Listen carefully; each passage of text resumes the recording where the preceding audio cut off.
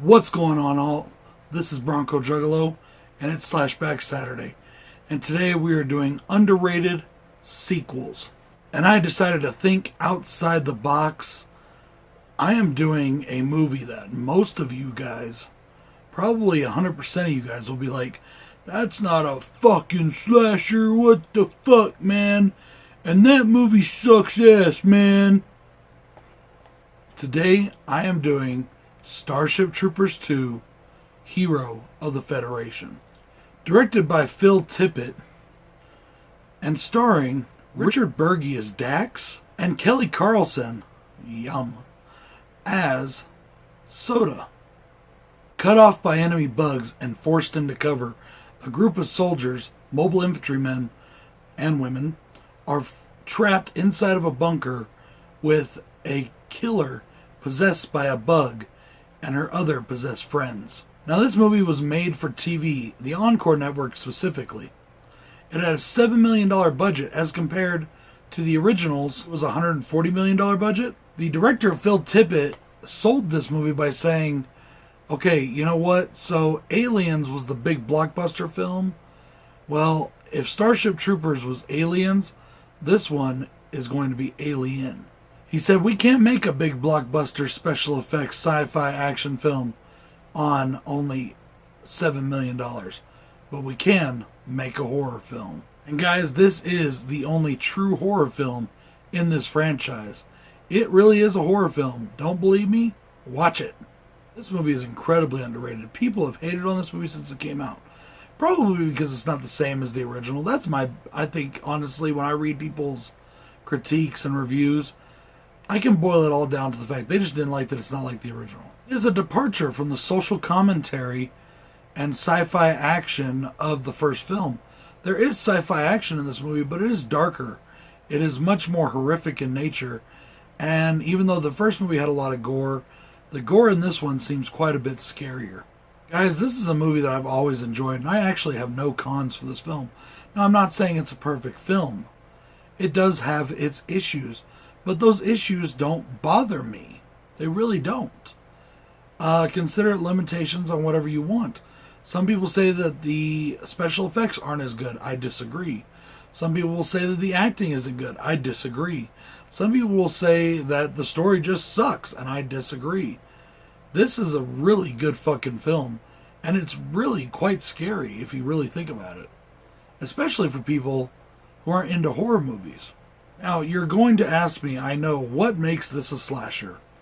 Well, here's the thing. Yes, there is some killing, like Soda, who I consider the killer in this, the slasher killer. She does kill somebody with a knife. I mean, she slices them up their throat and, then blames it on another character. And yeah, so there is killing of that nature. But what makes this movie a slasher to me is that even though it is very kind of a Invasion of the Body Snatchers type of movie, when the bugs infest the person, when they take possession of the person, and she's the one spreading it, for the most part, throughout the film. As the film goes on, we see a couple other people spread it. But at the beginning, when we're first getting into the horror of this movie, it's her that's spreading it. And she does it through sex. As the bugs take over their hosts, the host's body and the host die. The bugs know everything there is to know about them because they read their minds. But the hosts themselves die. And all that it is these bugs controlling the body like a meat puppet. And it's kind of, Invasion of the Body Snatchers, kind of the thing, all kind of wrapped into one. But to me, that's what makes this a slasher, is she is killing them. She's just killing them with aliens. She's killing them by putting other aliens inside of them. And unlike all the others in the movie, she doesn't decompose. For some reason, her body isn't decomposing like the other ones do. So I'm not sure if it's because she's the main one or what. But she gets her comeuppance in this. And yes, I just said comeuppance. I really enjoy the gore in this film. I really enjoy the atmosphere in this film. I enjoy the acting in this film. This film also goes through other slasher tropes. We have a final girl. We have all of the quintessential slasher supporting characters that die before the end of the film. And we even have a quote-unquote Ahab character in Dax, who is basically like the old grizzled veteran that, if you ever played Gears of War, he's kind of like the Marcus Phoenix as well. That's kind of his role as Marcus Phoenix. And you'll know why if you're a gamer and you know the original story from the original Gears of War movie. Or the original Gears of War game. My biggest pro for this film is that it led this franchise in a completely new direction. Unfortunately, probably due to the performance of this film, not in the box office because it didn't go to the boxes, but straight to DVD, it didn't get any more horror films in this franchise. They kind of went back to the way that the first movie was done a little bit.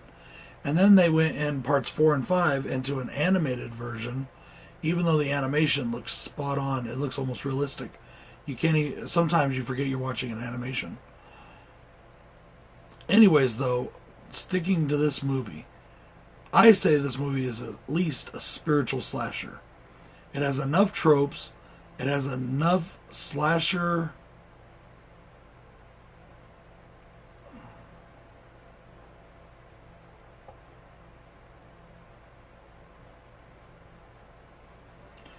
It has enough tropes and slasher mannerisms to make this movie, in my opinion, a slasher. Feel free to disagree with me. Unlike some people, I don't mind if you disagree with me. Just be prepared to back up your statements. Flashback Saturday is on, and it is almost time for Bronco Juggalo Presents Wild Eye Week. That's right, guys. I have expanded my Wild Eye Week that I do every year, usually twice a year, to include a bunch of friends. And we're going to get it on like Donkey Kong. This is Bronco Juggalo saying peace.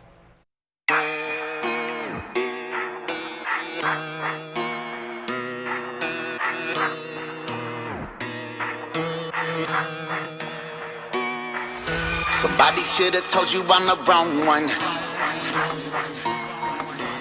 All fun and games until you see me with the shotgun. Homie, I'm the wrong one, the wrong one, wrong one, wrong one.